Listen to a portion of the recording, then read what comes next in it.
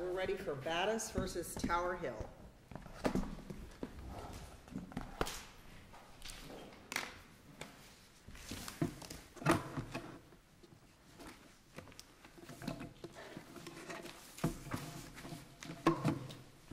Morning. Please the court. I'd like to reserve 5 minutes for rebuttal. Okay.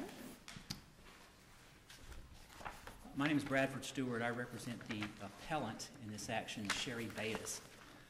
This appeal has to do with, relates to an award of attorney's fees following a trial which involved a denied sinkhole case. The appellant's position is that the trial court abused its discretion when it made a determination as to the hourly rates to award the appellant's lawyers based on the testimony of the insurance company's fee expert, and also as to the failure to award a contingency risk multiplier. Again, the court relying wholesale on the opinion of the insurance company's fee expert. The basis for our assertion is that the testimony of the insurance company fee expert was nothing more than broad assertions, an ipsy-dixit, if you will, and lacked any competent, substantial evidentiary basis.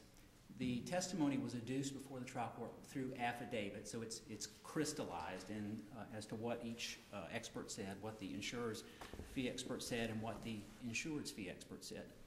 But in sum, the insurance company's fee expert offered absolutely no specific facts to undergird his opinion regarding the hourly rates which he opined were due the insured's lawyers. For example, the affidavit, he talks specifically about rates charged by lawyers representing insurance companies and defending insurance companies.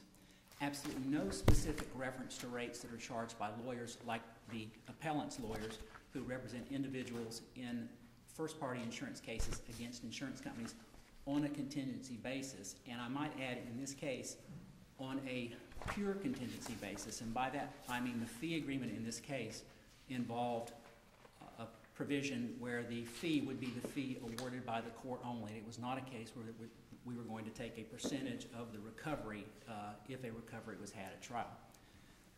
Let me ask a question. With respect to the reasonable hourly rate, I mean, this was presented to the trial judge on affidavits. That was the way the parties agreed to proceed. You know, when I look at the affidavits, let's assume for the minute that I agree with your characterization of the defendant's fee expert. When I look at the plaintiff's fee expert, I'm not seeing a whole lot of detail or a whole lot of factual basis. I see, you know, I'm familiar with Roe and Quanstrom and the rule, and I'm familiar with the market, and here's what I think the fees ought to be. What's the trial judge supposed to do with that? Well, Your Honor, I think Mr. Shannon, the insurer's fee expert, cited in his affidavit specific examples of hourly rates of similarly situated lawyers in the relevant community. He actually made contact with those lawyers and made inquiry. If I may have just a moment, I'm certainly glad to direct you to the page of the affidavit. It's record page 6189. It would be page 6. Yeah, but isn't what he was talking about there really the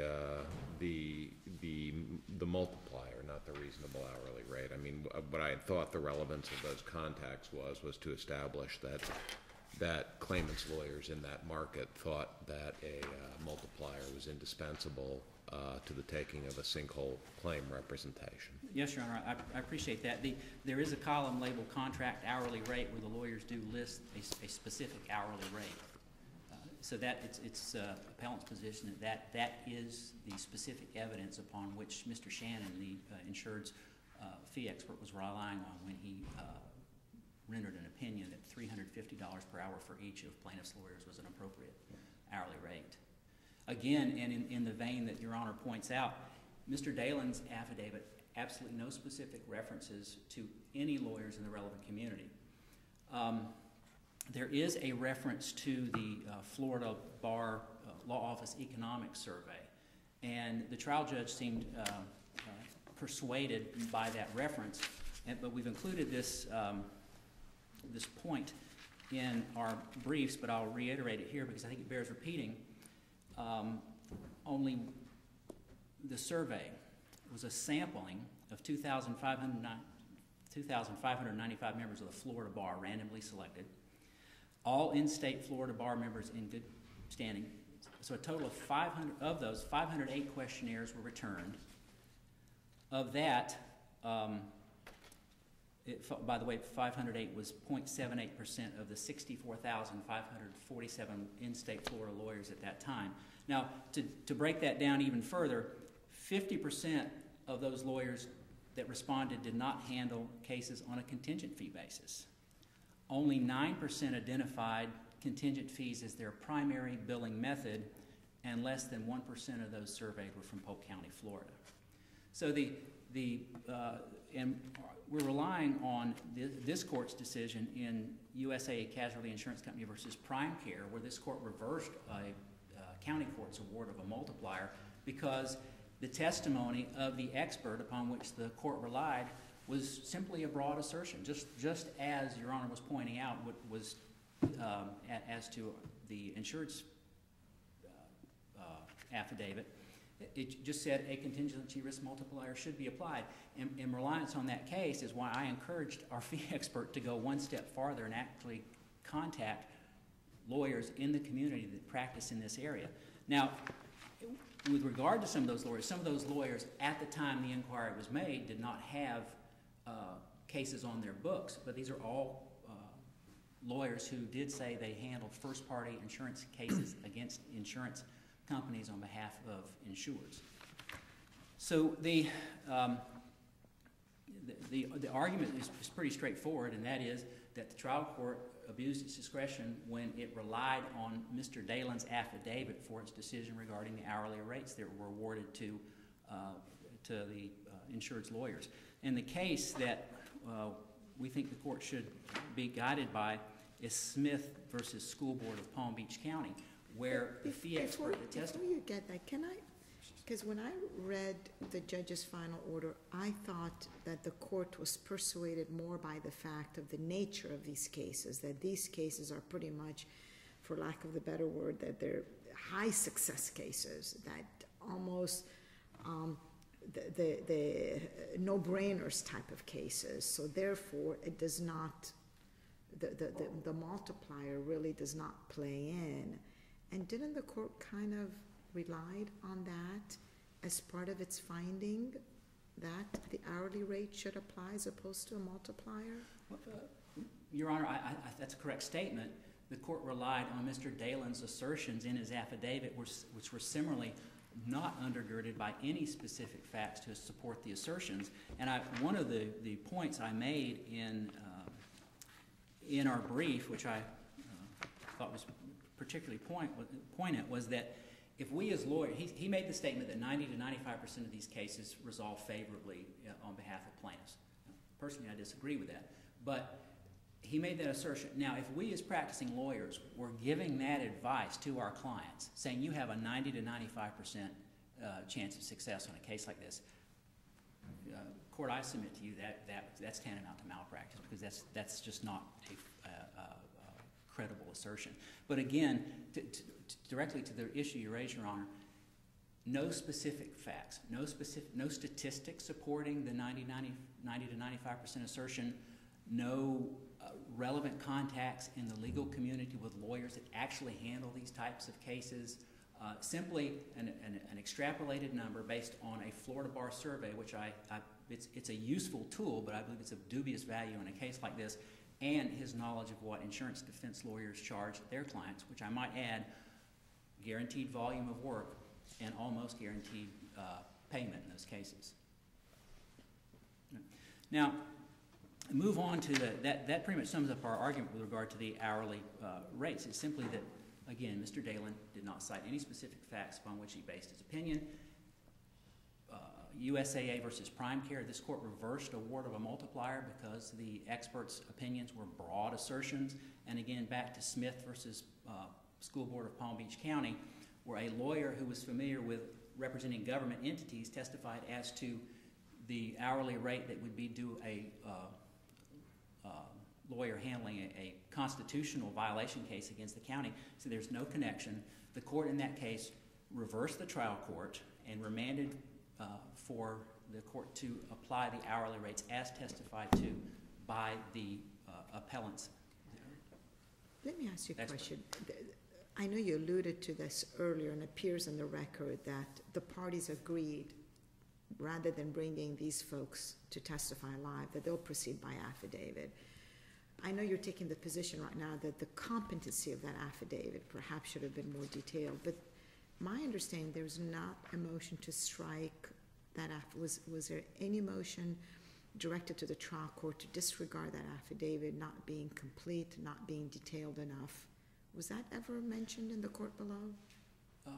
Judge, there was no motion, in fact. Now, during the trial, I did ask the trial judge to entertain our arguments in opposition to the affidavit and to articulate reasons why we thought it was not up to par or not competent substantial evidence.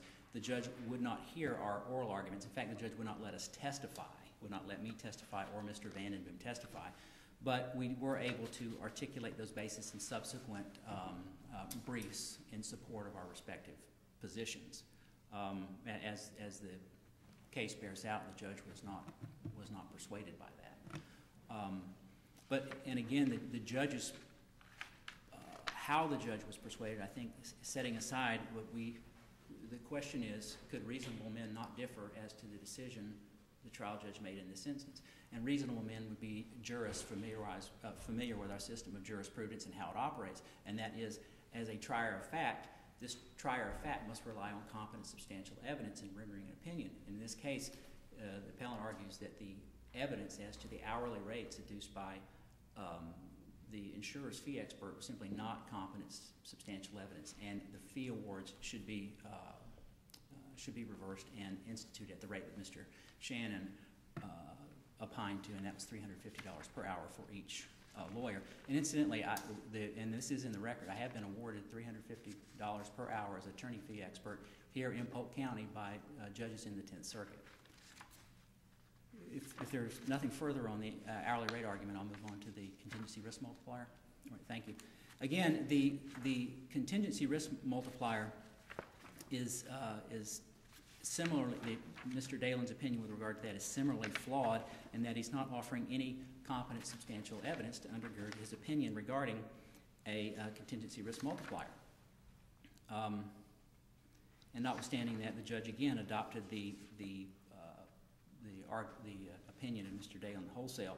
It's important to understand, and I know the court does, but it bears, because this is the only chance I get to talk to you, that the justification for the contingency risk multiplier is that without that added incentive to obtain higher fees, clients with legitimate causes of action might go unrepresented.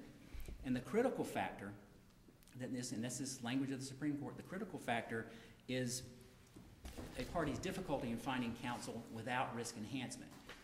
Mr. Dalen's opinion is devoid of any testimony regarding that. Now, there is reference to web page ads for lawyers advertising that they will take sinkhole cases, but those ads are devoid of any reference to what the fee structures are.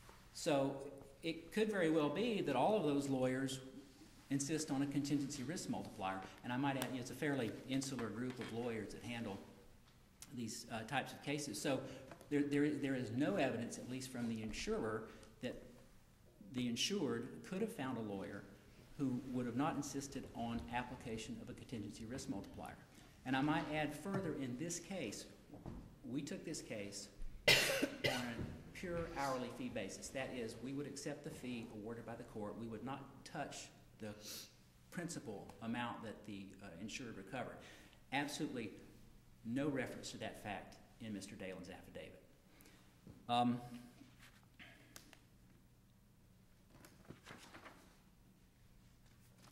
Now, other factors that we think the trial court abused its discretion in not taking into account and relying on Mr. Dalen's assertions. Can I just ask Yes, one sir. question? I mean, we're reviewing the factual finding for whether there's competent substantial evidence, right? Yes, sir.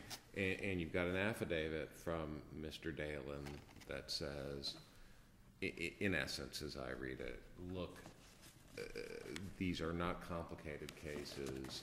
A high percentage of them settle with an agreed payment to plaintiff's counsel.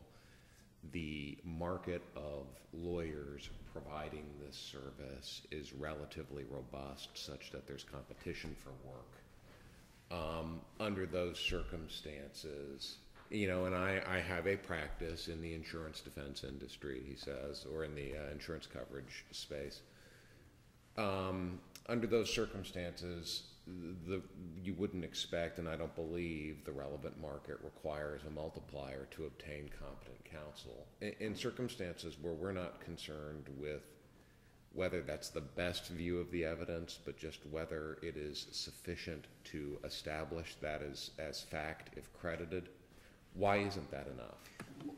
Judge, the prevalence of lawyers willing to take the cases doesn't mean the lawyers would take a case without expectation or without the requirement of at least the expectation of a contingency risk multiplier. And if you read Mr. Dalen's affidavit, it's a broad assertion that there's an availability of lawyers, but I think that misconstrues the court's jurisprudence in that area, and that is available lawyers that would take the case without application of a contingency risk multiplier. And if you look at his affidavit, you won't find reference to that. He will say availability of lawyers, but not availability of lawyers willing to take the case without application of a contingency risk multiplier. And that fact, in conjunction with any specific references or specific facts undergirding that opinion, we think makes it not competent substantial evidence, and again, something that the trial court abused its discretion in relying on. Thank you. You're at the end of your time, unless you want to. You can keep No, going, but I'll you save asked my me to time. save I think some, so, okay. it's a fairly straightforward issue. All right, thank you, Judge. Okay, thank you.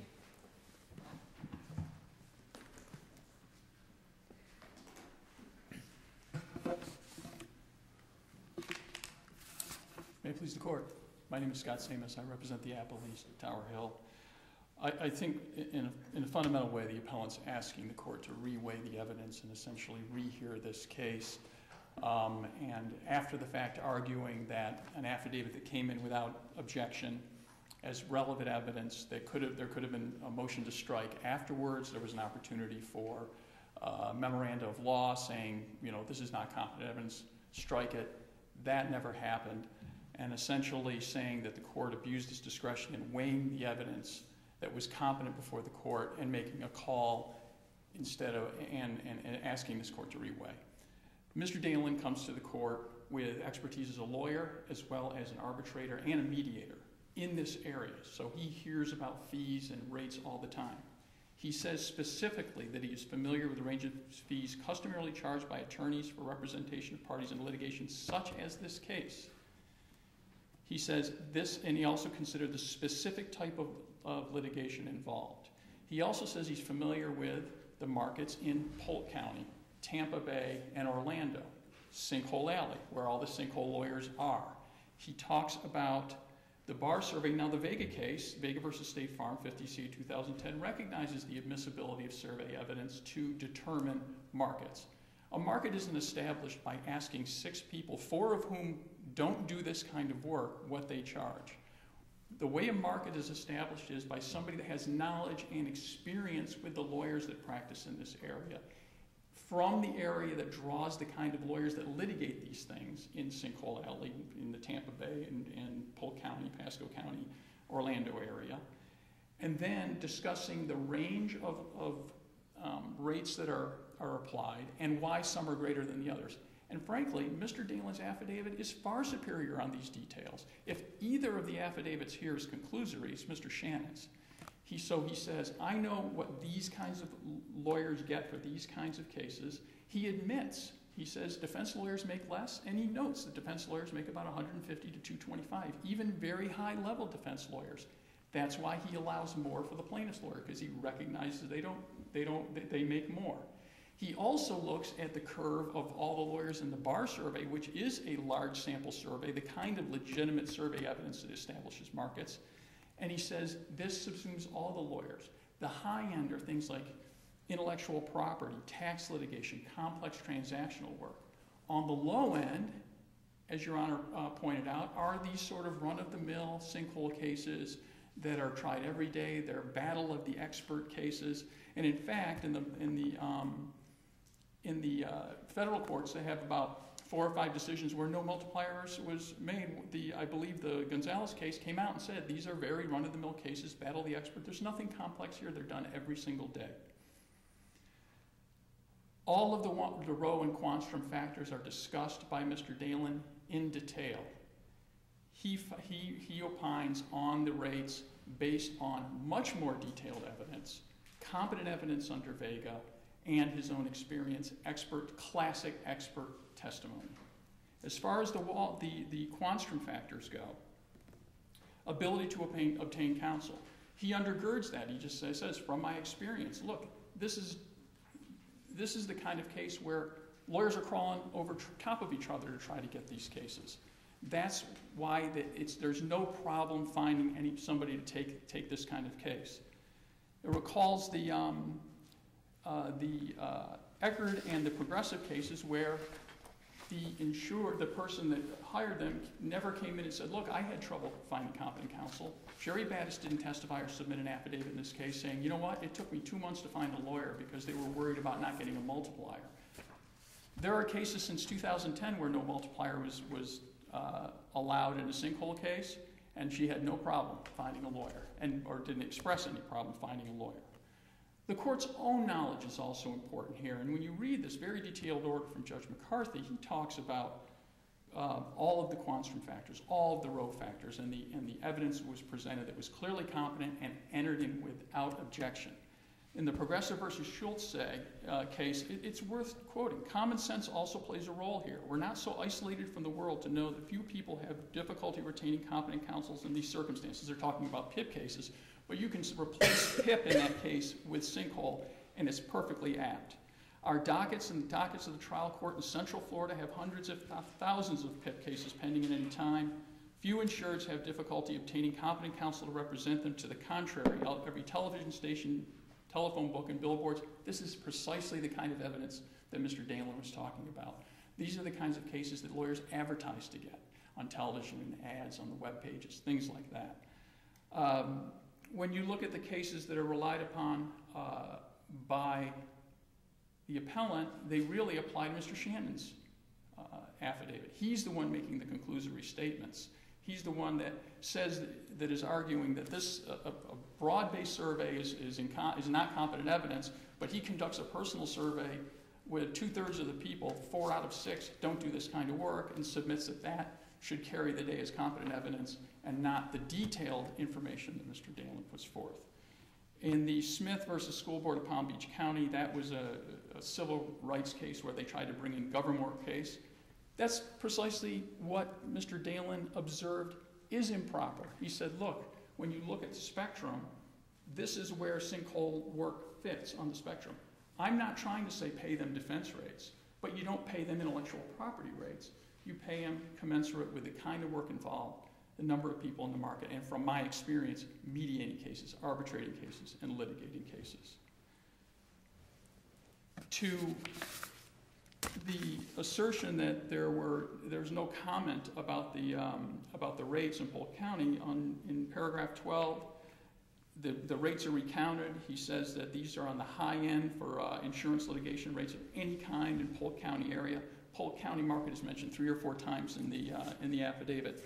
It's simply, by any measure, more detailed, competent evidence that supports the trial court's order. In fact, I think if it went the other way, we'd be arguing it was an abuse of discretion to go the other way based on the strength of the 2 affidavits.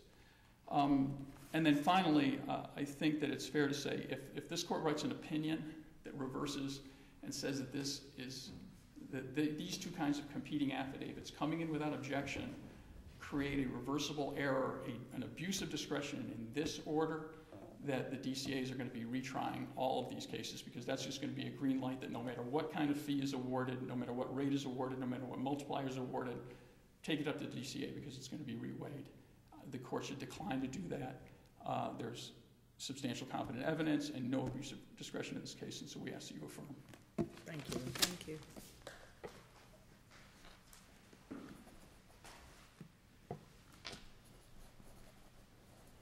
Just a few observations. Regarding objection to Mr.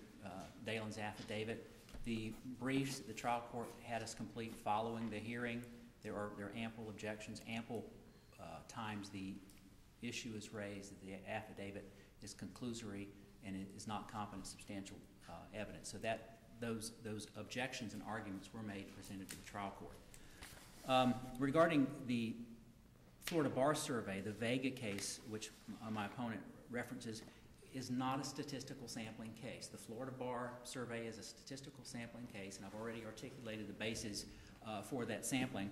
But the Vega case dealt with a classic automobile and an appraiser's market survey of essentially picking up the phone and making telephone calls to others in the community, which is what Mr. Shannon did. He called other lawyers in the Polk County market who handled first-party insurance coverage cases, asked them about their contract hourly rates, and asked them about whether they would have taken a case like this without the potential for a contingency risk multiplier.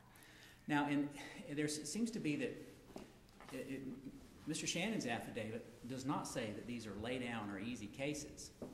And I'm trying not to express a personal opinion in these cases, but I don't find them lay-down or easy cases either. They are complicated cases with scientific evidence that must be understood and distilled down to a level where both we as lawyers or a trial judge or jurors can understand. It's not a simple process. In this case, the insurer had a structural engineer, a PhD geologist who was a former professor at the University of Florida, a neutral evaluator, which Mr. Dalen doesn't talk about, a neutral evaluator, which is an individual appointed by the Department of Financial Services, who's also a licensed Florida geologist, came out, looked at the evidence, and said, this is not sinkhole activity. So the plaintiff in this case had an uphill battle all the way, in addition to the fact that she had made a prior claim in 2002 for sinkhole loss